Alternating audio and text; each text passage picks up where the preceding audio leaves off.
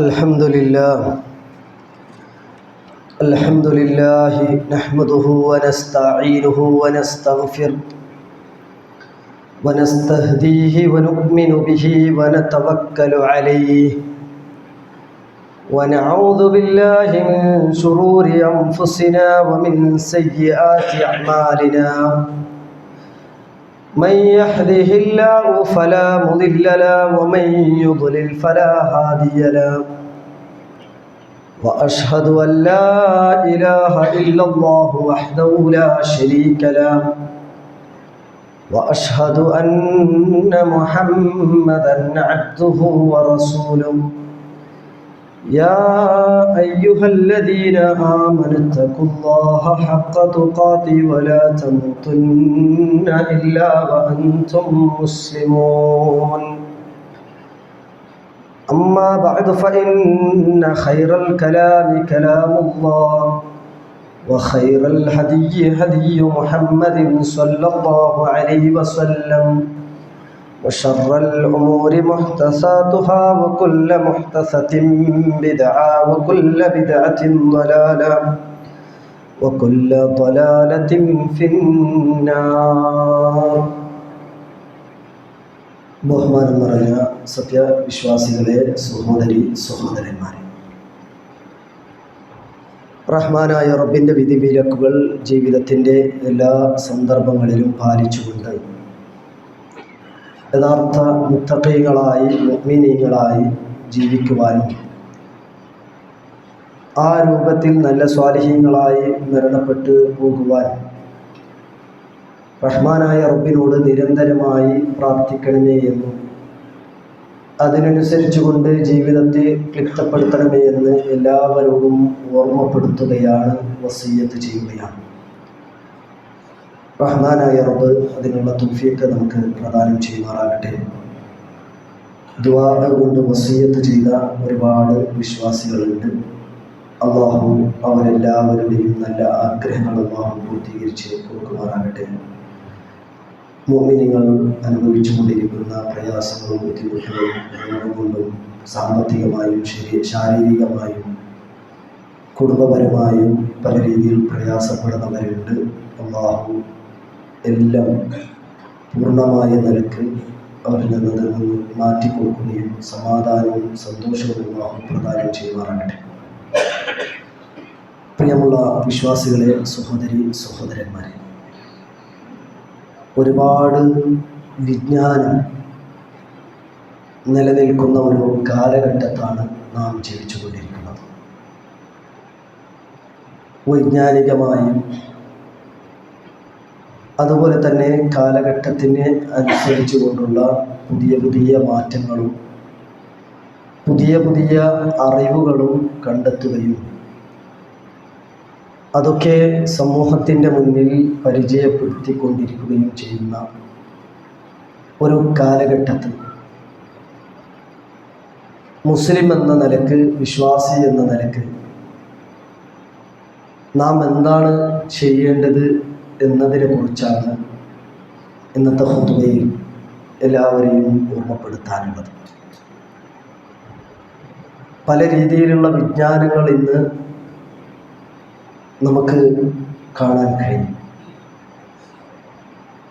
എന്നാൽ ഒരു വിശ്വാസിയെ സംബന്ധിച്ചിടത്തോളം അവൻ എന്തിനെ കുറിച്ചാണ് പഠിക്കേണ്ടത്, എന്താണ് അവൻ മനസ്സിലാക്കേണ്ടത് എന്നത് നാം അറിഞ്ഞിരിക്കണം. ഒരു ഉപകാരവുമില്ലാത്ത അറിവ് ഇന്ന് ലോകത്തുണ്ട്.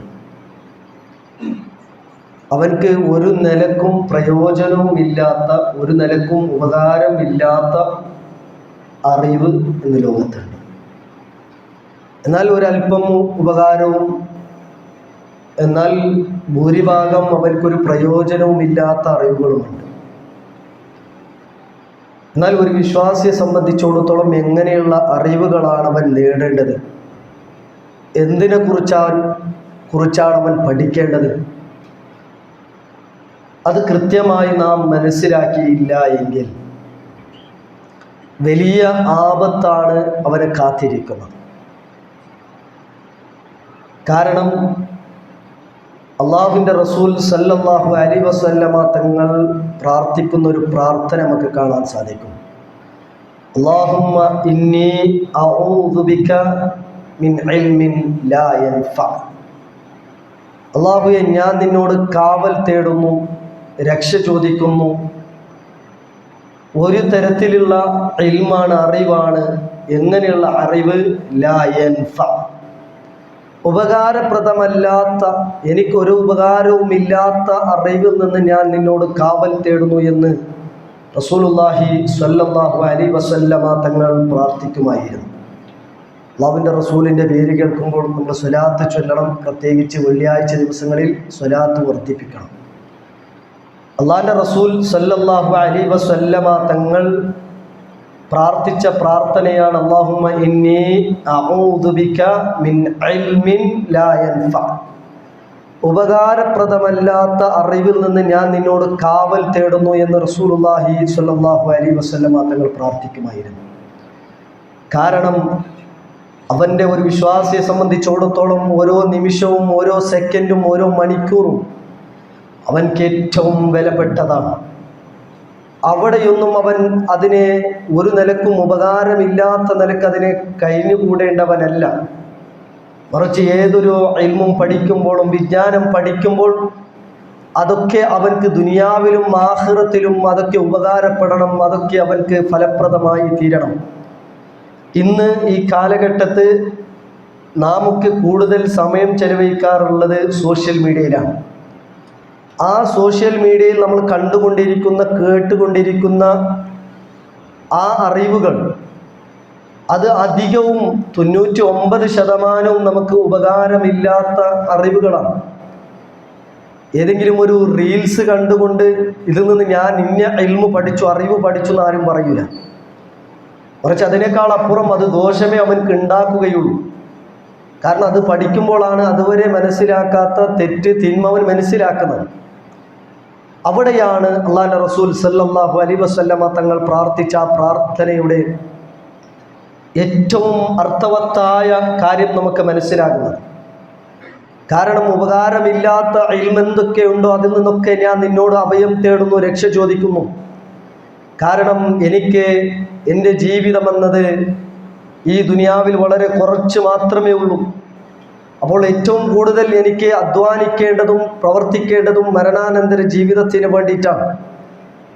അതുകൊണ്ട് ഏതൊരു ഇൽമും ഞാൻ പഠിക്കുമ്പോൾ അതൊക്കെ എനിക്ക് ഉപകാരപ്പെടണമെന്ന മനസ്സോടുകൂടി ആയിരിക്കണം പഠിക്കേണ്ടത്.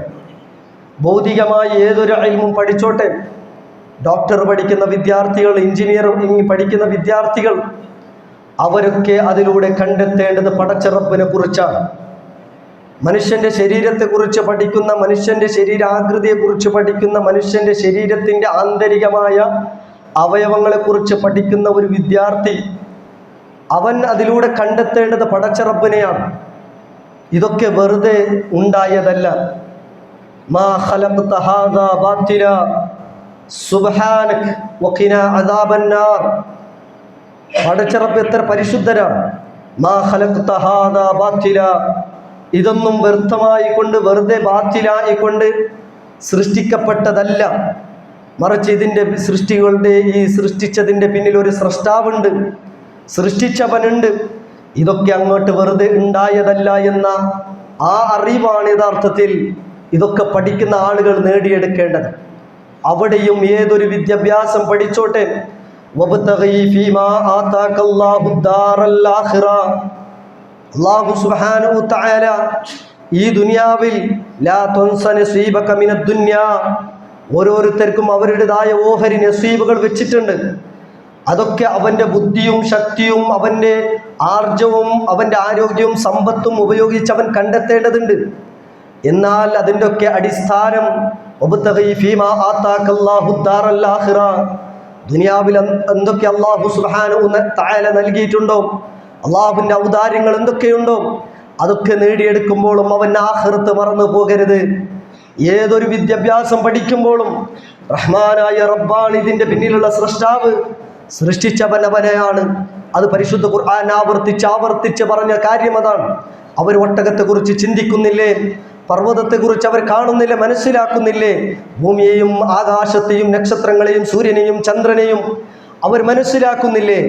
ഇതൊക്കെ മനസ്സിലാക്കേണ്ടതും പഠിക്കേണ്ടതും എന്തിനു വേണ്ടിയിട്ടായിരിക്കണം? അത് കേവലം ലൗകികമായ ഭൗതികമായ വിദ്യാഭ്യാസത്തിന് മാത്രമല്ല. ഇതിൻ്റെ പിന്നിൽ ഒരു സൃഷ്ടാവുണ്ട് എന്ന ആ ഉന്നതമായ കാഴ്ചപ്പാടിലേക്കാണ് അവൻ എത്തിച്ചേരേണ്ടത്. എന്നാൽ അധികം ആളുകളും നിങ്ങൾ എടുത്തു നോക്കും, വലിയ സയന്റിസ്റ്റ് ആയിരിക്കാം, അതുപോലെ തന്നെ വലിയ വലിയ ഉന്നതമായ വിദ്യാഭ്യാസം നേടിയിട്ടുണ്ടാകാം. പക്ഷെ പടച്ച റബ്ബിനെ മനസ്സിലാക്കുന്നിടത്ത് അവർക്ക് അബദ്ധം പറ്റിയിട്ടുണ്ട്. റഹ്മാനായ റബ്ബ് ഇതിനൊക്കെ സൃഷ്ടിച്ചതിൻ്റെ പിന്നാലെ ഒരു സൃഷ്ടാവുണ്ട് എന്ന ആ യാഥാർത്ഥ്യം മനസ്സിലാകാതെ പോകുന്നു. എന്നാൽ ഒരു മുസ്ലിമിനെ സംബന്ധിച്ചിടത്തോളം, ഒരു മനുഷ്യനെ സംബന്ധിച്ചിടത്തോളം അവൻ്റെ ബുദ്ധിയും ആർജവും ഉപയോഗിച്ച്, ശക്തിയും ഉപയോഗിച്ച് അവൻ കണ്ടെത്തേണ്ടത് ഇതൊക്കെ ഒന്ന് വെറുതെ ഉണ്ടായതല്ല, മറിച്ച് ഇതിൻ്റെ പിന്നിൽ ഒരു സൃഷ്ടാവുണ്ട്, സൃഷ്ടിച്ചവനുണ്ട് എന്ന ഉന്നതമായ കാഴ്ചപ്പാടാണ് അവൻ നേടിയെടുക്കേണ്ടത്. അതാണ് ഏറ്റവും പ്രധാനമായ അറിവ്. ഒരു മനുഷ്യൻ നേടേണ്ട ഏറ്റവും പ്രധാനമായ അറിവ് ഏതാണെന്ന് ചോദിച്ചാൽ, അല്ലാഹുവിൻ്റെ റസൂൽ സല്ലല്ലാഹു അലൈഹി വസല്ലമ തങ്ങളോട് പോലും അല്ലാഹു സുബ്ഹാനഹു തആല പറഞ്ഞത്, ഫഅലം അന്നഹു ലാ ഇലാഹ ഇല്ലല്ലാഹ് വസ്തഗ്ഫിർ ലിദംബിക വലിൽ മുഅ്മിനീന വൽ മുഅ്മിനാത്ത് വല്ലാഹു യഅലമു മുതഖല്ലബകും വമസ്വാകും. ഫഅലം, റസൂലേ താങ്കൾ പഠിക്കണം. എന്താണ് റസൂലേ താങ്കൾ പഠിക്കേണ്ടത്? അന്നഹു ലാ ഇലാഹ ഇല്ലല്ലാഹ്, അല്ലാഹു അല്ലാതെ ആരാധനക്കർഹനായിക്കൊണ്ട് ഒരൊറ്റ ശക്തിയോ ഒരൊറ്റ കഴിവോ ഒരൊറ്റ മനുഷ്യരോ ഇല്ല എന്ന യാഥാർത്ഥ്യം നിങ്ങൾ മനസ്സിലാക്കണം. ലാ ഇലാഹ ഇല്ലല്ലാഹ് എന്തെന്ന് മനസ്സിലാക്കണം. കാരണം ഭൂരിഭാഗം ആളുകൾ പിഴച്ചു പോകുന്നത്, തെറ്റിപ്പോകുന്നത് ഈ അടിസ്ഥാനപരമായ തത്വത്തിൽ നിന്നാണ്. കാരണം എല്ലാം നൽകിയ, എല്ലാ ഔദാര്യങ്ങളും എല്ലാ അനുഗ്രഹങ്ങളും അനുഭവിക്കുന്ന, ആസ്വദിക്കുന്ന മനുഷ്യൻ ഈ ലാ ഇലാഹ ഇല്ലല്ലാഹ് എന്ന മഹത്തായ കലിമത്തു ഷഹാദയുടെ ഒന്നാമത്തെ ഭാഗത്തിൽ നിന്ന് അവൻ തെറ്റിപ്പോകുന്നു. അവൻ അതിൽ നിന്ന് മനസ്സിലാക്കേണ്ടതുപോലെ അവൻ മനസ്സിലാക്കുന്നില്ല, അറിയുന്നത് പോലെ അവൻ അറിയുന്നില്ല. അതുകൊണ്ടാണ് അല്ലാഹു സുബ്ഹാനഹു തആല അല്ലാഹുവിൻ്റെ റസൂലിനോട് പോലും പറഞ്ഞത്, റസൂലേ താങ്കൾ പഠിക്കണം, മനസ്സിലാക്കണം. ലാ ഇലാഹ ഇല്ലല്ലാഹ് എന്തെന്ന് നിങ്ങൾ മനസ്സിലാക്കണം. പലപ്പോഴും പല ആളുകളും പറയാറുള്ളത്, ഞാനൊക്കെ എൻ്റെ ഉമ്മയും ഉപ്പയും എൻ്റെ കാരണവന്മാരും എൻ്റെ ഉപ്പാപ്പയും ഒക്കെ മുസ്ലിമാണ്, അവർക്ക് ലാ ഇലാഹ ഇല്ലല്ലാഹ് എന്ന് പറഞ്ഞവരാണ്. എന്താ ഞാൻ വീണ്ടും ലാ ഇലാഹ ഇല്ലല്ലാഹയെ കുറിച്ച് പറയേണ്ടത് അല്ലെങ്കിൽ മനസ്സിലാക്കേണ്ടത് എന്തൊക്കെ ചോദിക്കുന്ന ആളുകളുണ്ട്. അള്ളാഹുവിൻ്റെ റസൂലിന് ഈ സൂറത്ത് അവതരിപ്പിക്കുന്നത് സൂറത്ത് മുഹമ്മദിലാണ്. ഈ സൂറത്തിൻ്റെ ഈ ആയത്ത് അവതരിപ്പിക്കുന്നത് മദീന കാലഘട്ടത്താണെന്ന് നമ്മൾ മനസ്സിലാക്കണം. അള്ളാഹുവിൻ്റെ റസൂല് മക്കയിൽ 13 വർഷക്കാലം ദഅവത്ത് നടത്തിയത് ലാ ഇലാഹ ഇല്ലല്ലാഹയാണ്. അബൂജഹലും അബൂലഹബും അങ്ങനെയുള്ള മുശ്രിക്കീങ്ങളോട് പറഞ്ഞത്, നിങ്ങൾ ലാത്തയെ, ഉസ്സയെ, ഇബ്രാഹിം നബിയെ, ഇസ്മായിൽ നബിയെ ആരാധിക്കാൻ പാടില്ല, അവരുടെ മേൽ നിങ്ങൾ നേർച്ച അർപ്പിക്കാൻ പാടില്ല, ബലി അറുക്കാൻ പാടില്ല, തവക്കുല് ചെയ്യാൻ പാടില്ല, മറിച്ച് അതൊക്കെ പടച്ച റബ്ബിനോടാണ്. നിങ്ങളെ സൃഷ്ടിച്ചവൻ ആരാണോ, ആകാശങ്ങളെയും ഭൂമിയെയും സൃഷ്ടിച്ചവൻ ആരാണോ അവനെയാണ് നിങ്ങൾ ഇബാദത്ത് ചെയ്യേണ്ടത്. അവൻക്ക് മാത്രമായിരിക്കണം ആരാധനയുടെ ഓരോ അംശങ്ങളും ഓരോ കർമ്മങ്ങളും ചെയ്യേണ്ടത്. ഇതൊക്കെ പഠിപ്പിച്ച് 13 വർഷക്കാലം അവർക്ക് ദീനിയായ ഈ തൗഹീദിൻ്റെ അടിസ്ഥാനം പഠിപ്പിച്ചു കൊടുത്ത അള്ളാഹുവിൻ്റെ റസൂലും സഹാബത്തും ആ മക്കയിൽ നിന്ന് മദീനയിലേക്ക് പ്രയാസങ്ങളും ഏറ്റുവാങ്ങി മക്കയിൽ നിന്ന് മദീനയിലേക്ക് ഹിജ്റ വന്നതിന് ശേഷം അള്ളാഹിൻ്റെ റസൂല് പറയുന്നത്, അള്ളാഹിൻ്റെ റസൂലിനോട് പറയുന്നത്, റസൂലേ ഫഅലം അന്നഹു ലാ ഇലാഹ ഇല്ലല്ലാഹ്, ലാ ഇലാഹ ഇല്ലല്ലാഹ് എന്തെന്ന് നിങ്ങൾ പഠിക്കണം. കാരണം അള്ളാഹിൻ്റെ റസൂലിന് ലാ ഇലാഹ ഇല്ലല്ലാഹ് എന്തെന്ന് മനസ്സിലാക്കാത്തത് കൊണ്ടല്ല, അള്ളാഹിൻ്റെ റസൂലിന് ലാ ഇലാഹ ഇല്ലല്ലാഹ് എന്തെന്ന് മനസ്സിലാക്കാതെ അല്ലെങ്കിൽ അതൊന്നും അറിയാത്തത് കൊണ്ടല്ല പറയുന്നത്, മറിച്ച് എന്താണ് ആ പറയുന്നത്, അള്ളാഹിൻ്റെ റസൂലിന് അതിൻ്റെ ഗൗരവം പഠിപ്പിച്ചു കൊടുക്കുകയാണ്. കാരണം ലാ ഇലാഹ ഇല്ലല്ലാഹ് എന്ന് പറഞ്ഞാൽ തൗഹീദാണ്. ആ തൗഹീദിന് ലാ ഇലാഹ ഇല്ലല്ലാഹ്ക്ക് നേരെ എതിരാകുന്നതാണ് ശിർക്ക് എന്ന് പറയുന്നത്. ആ ശിർക്ക് ജീവിതത്തിൽ കടന്നു വന്നാൽ ലയഹ്ബതന്ന അമലുക വലതകൂനന്ന മിനൽ ഖാസിരീൻ.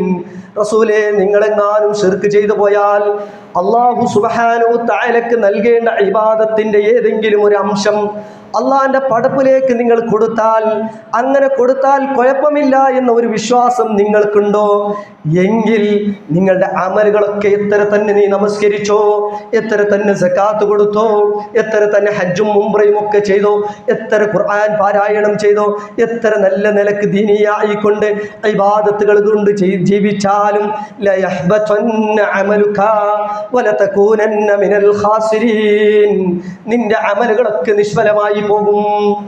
ഇതാണ് ഏറ്റവും അടിസ്ഥാനപരമായ കാര്യം. അതുകൊണ്ട് ഒരു മുസ്ലിം എന്ന നിലക്ക്, ഒരു മനുഷ്യൻ എന്ന നിലക്ക്, ഒരു മുഅ്മിൻ എന്ന നിലക്ക് നിരന്തരമായി അവൻ പഠിക്കേണ്ടതും മനസ്സിലാക്കേണ്ടതും അവൻ്റെ വിശ്വാസത്തെയാണ് ക്ലിയർ ആക്കേണ്ടത്. കാരണം ഇന്നത്തെ കാലഘട്ടം എന്ന് പറയുന്നത് പല രീതിയിലുള്ള വിശ്വാസത്തെ തകർച്ചയിലേക്ക് കൊണ്ടുപോകാനാണ് ശൈത്താൻ പരിശ്രമിക്കുന്നത്. എവിടെവരെ എന്ന് പറഞ്ഞാൽ, ഇന്ന് ലോകത്തെ നിയന്ത്രിക്കുന്നവൻ ആര് എന്ന് ചോദിച്ചാൽ ഇന്ന് വരെ മുസ്ലിം പറഞ്ഞിരുന്നത് പടച്ച റബ്ബെന്ന്.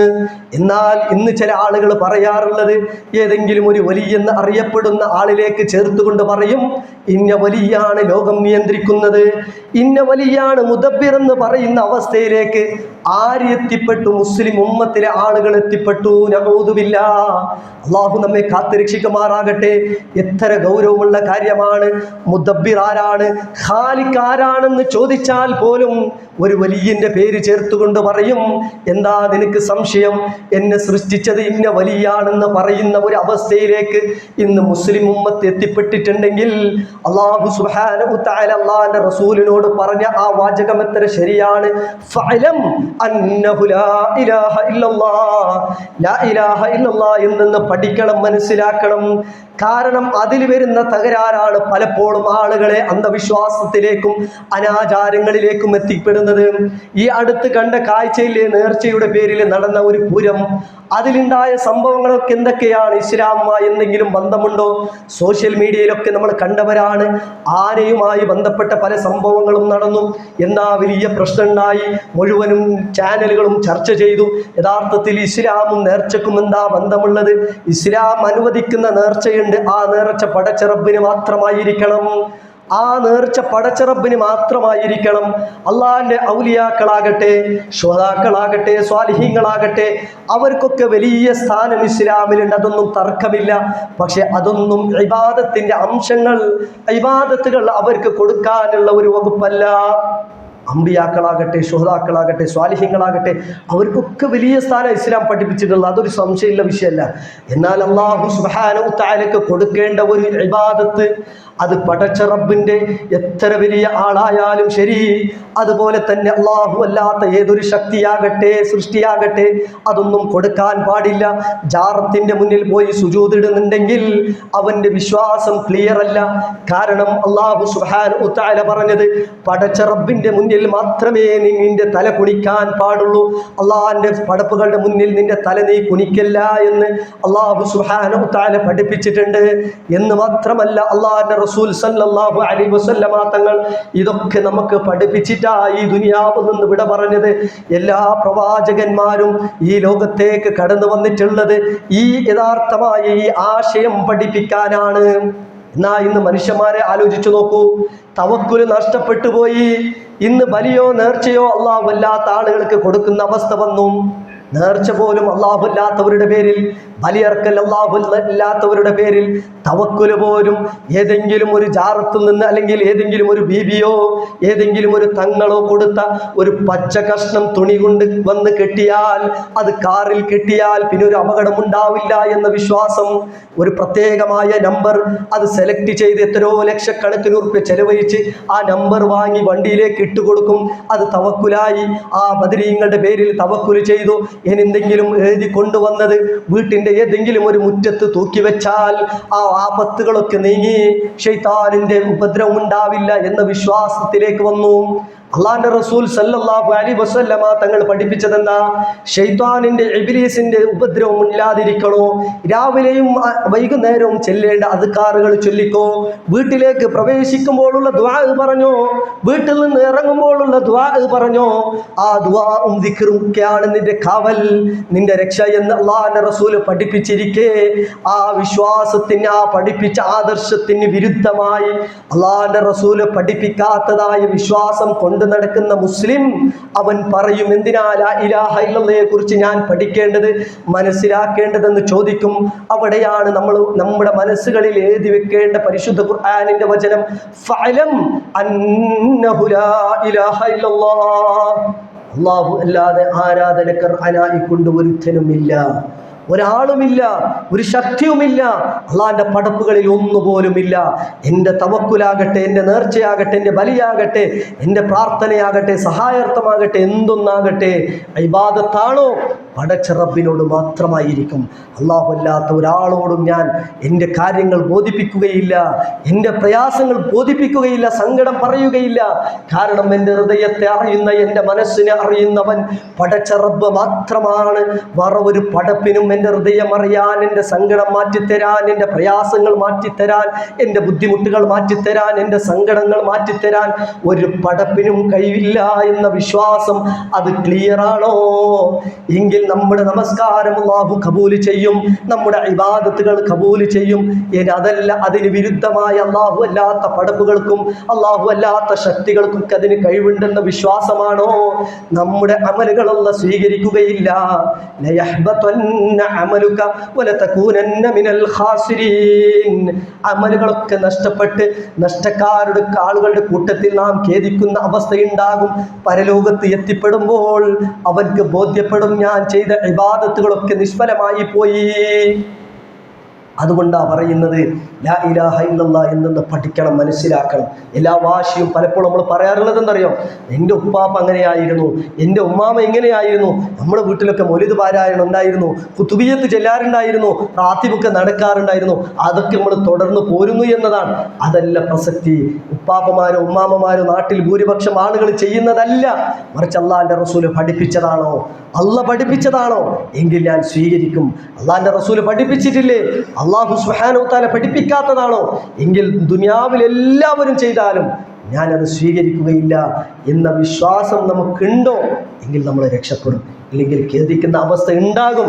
അതുകൊണ്ട് ഒരു വിദ്യാർത്ഥിയെ സംബന്ധിച്ചിടത്തോളം, ഒരു മുസ്ലിമിനെ സംബന്ധിച്ചിടത്തോളം, ഒരു മുഅ്മിനിനെ സംബന്ധിച്ചിടത്തോളം, ഒരു മനുഷ്യനെ സംബന്ധിച്ചിടത്തോളം അവൻ പഠിക്കേണ്ടതും മനസ്സിലാക്കേണ്ടതും അള്ളാഹനെ മനസ്സിലാക്കുക എന്നതാണ്. അള്ളാഹനെ മനസ്സിലാക്കിയില്ല എങ്കിൽ, അള്ളാഹനെ മനസ്സിലാക്കുന്നത് പോലെ മനസ്സിലാക്കിയില്ല എങ്കിൽ വലിയ അബദ്ധത്തിലേക്കാണ് അവൻ എടുത്തു ചാടുക.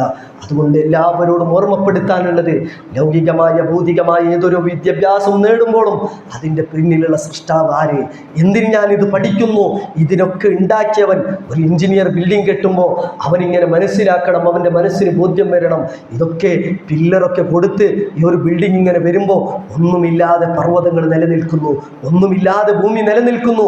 ആരാ ഇതൊക്കെ ഉണ്ടായത്? വെറുതെ ഉണ്ടായതാണോ? അല്ല, ഒരിക്കലുമല്ല. ഇതൊന്നും വെറുതെ ഉണ്ടാക്കിയതല്ല, വെറുതെ ഇത് ഇങ്ങനെ വെറുതെ കഴിഞ്ഞുകൂടാനുണ്ടായതല്ല, അല്ലെങ്കിൽ ഇങ്ങനെ ബാത്തിലായ നിലക്കുണ്ടായതല്ല. അള്ളാഹുവാണ് ഇതിൻ്റെ പിന്നിലുള്ള സൃഷ്ടാവ്. അവനെ മനസ്സിലാക്കി, അവൻ്റെ കഴിവും അവൻ്റെ ഖുദ്റത്തും മനസ്സിലാക്കി ആ നിലക്ക് പടച്ച റബ്ബിനെ പൂർണ്ണമായി സ്വീകരിച്ച് മനസ്സിലുള്ള വിശ്വാസം ക്ലിയർ ചെയ്ത് ആ നിലക്ക് ജീവിക്കുക. റഹ്മാനായ റബ്ബിനുള്ള തൗഫീഖ് പ്രദാനം ചെയ്യുമാറാകട്ടെ.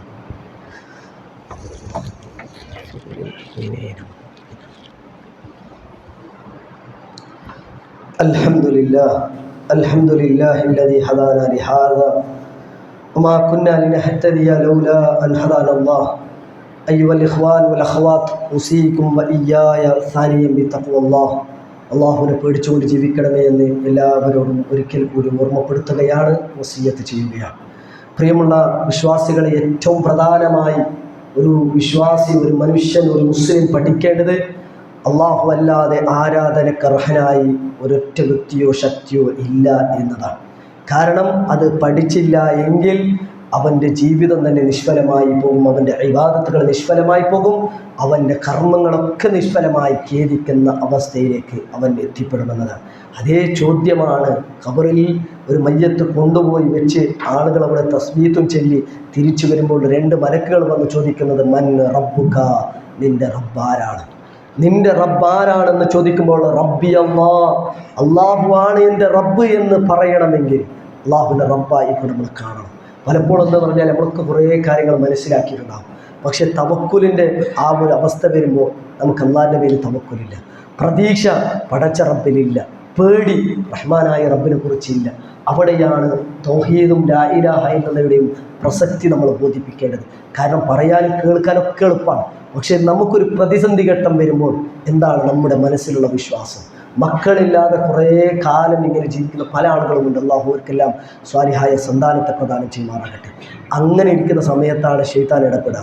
ഒരു മനുഷ്യൻ്റെ കോലത്തിൽ വന്ന് പറയും, അല്ലെങ്കിൽ ഏതെങ്കിലും അതിൻ്റെ ഏജൻറ്റുമാരൊക്കെ ഉണ്ടാവും എന്ന് പറയും, ഇന്ന ആളടുത്ത് പോയാൽ, ഇന്ന ബീബിയുടെ അടുത്ത് പോയാൽ, ഇന്ന ജാറത്തിലേക്ക് പോയാൽ കുട്ടികളില്ലാത്തവർക്ക് കുട്ടികളുണ്ടാവും.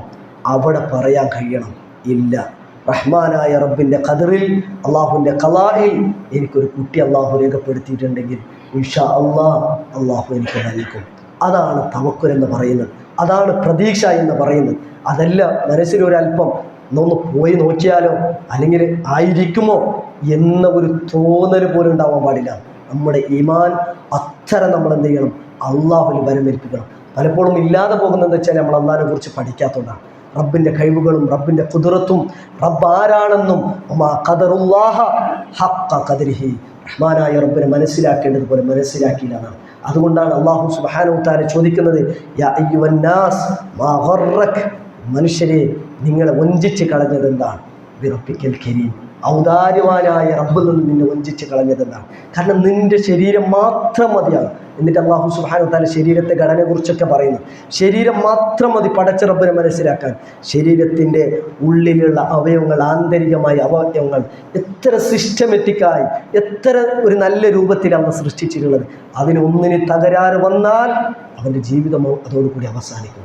അതുകൊണ്ട് പ്രിയമുള്ള വിശ്വാസികളെ, സഹോദരന്മാരെ, പടച്ച റബ്ബിനെ നിരന്തരമായി മനസ്സിലാക്കണം. അവൻ്റെ ഖുദ്റത്തുകളും അവൻ്റെ കഴിവുകളും അവൻ്റെ സാമർഥ്യം എന്താ, അതൊക്കെ നമ്മൾ മനസ്സിലാക്കുമ്പോഴാണ് അള്ളാഹുമായുള്ള ഒരു ബന്ധം നമ്മുടെ മനസ്സിൽ വളരെയേറെ ശക്തിപ്പെട്ട് നിൽക്കുന്നത്. അങ്ങനെ അതായതുകൊണ്ടാണ് അള്ളാഹുവിൻ്റെ റസൂൽ സല്ലല്ലാഹു അലൈഹി വസല്ലം തങ്ങൾ അബൂബക്കർ സിദ്ദീഖ് റളിയല്ലാഹു തആല അൻഹുമായി ഹിജ്റ പോകുന്ന സമയത്ത് ഒരു ഗുഹയിൽ ഒളിച്ചിരിക്കുന്ന സമയത്ത് ആ ശത്രുക്കൾ ഇങ്ങനെ ഒന്ന് കുനിഞ്ഞു നോക്കിയാൽ മതിയാകും, അവിടെ കാണും. അള്ളാഹിൻ്റെ റസൂലിനോട് അവലാതി പറഞ്ഞു, മഹാനായ അബൂബക്കർ സിദ്ദീഖ്, റസൂലെ ഒന്ന് അവർ ഇങ്ങനെ വഗ്യ നോക്കിയാൽ, ഒന്ന് താഴ്ന്നു നോക്കിയാൽ നമ്മളെ കാണുമല്ലോ എന്ന് പറഞ്ഞപ്പോൾ അള്ളാഹിൻ്റെ റസൂൽ പറഞ്ഞത്, ലാ തഹ്സൻ ഇന്നല്ലാഹ മഅനാ, പേടിക്കേണ്ട, വിഷമിക്കേണ്ട, ഒരു പേടിയും വേണ്ട, അല്ലാഹ് നമ്മുടെ കൂടെ ഉണ്ട്. അതാണ് ഈമാൻ എന്ന് പറയുന്നത്. അതാകണം നമ്മുടെ ഓരോരുത്തരുടെയും വിശ്വാസം. അതുകൊണ്ട് ലാ ഇലാഹ ഇല്ലല്ലാഹ് എന്തെന്ന് പഠിക്കൂ, മനസ്സിലാക്കൂ, അതിനെക്കുറിച്ച് മനസ്സിലാക്കിക്കൊണ്ടേയിരിക്കൂ. കാരണം അതാണ് നമ്മുടെ വിജയത്തിൻ്റെ മാർഗമെന്ന് ഓർമ്മപ്പെടുത്തുന്നത്.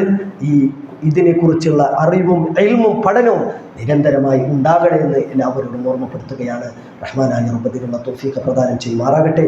അല്ലാഹുമ്മ ഗ്ഫിർ ലിൽ മുഅ്മിനീന വൽ മുഅ്മിനാത്ത് والمسلمين والمسلمات ربنا آتنا في الدنيا حسنة وفي الآخرة حسنة وقنا عذاب النار آمين برحمتك يا أرحم الراحمين. أقيم الصلاة.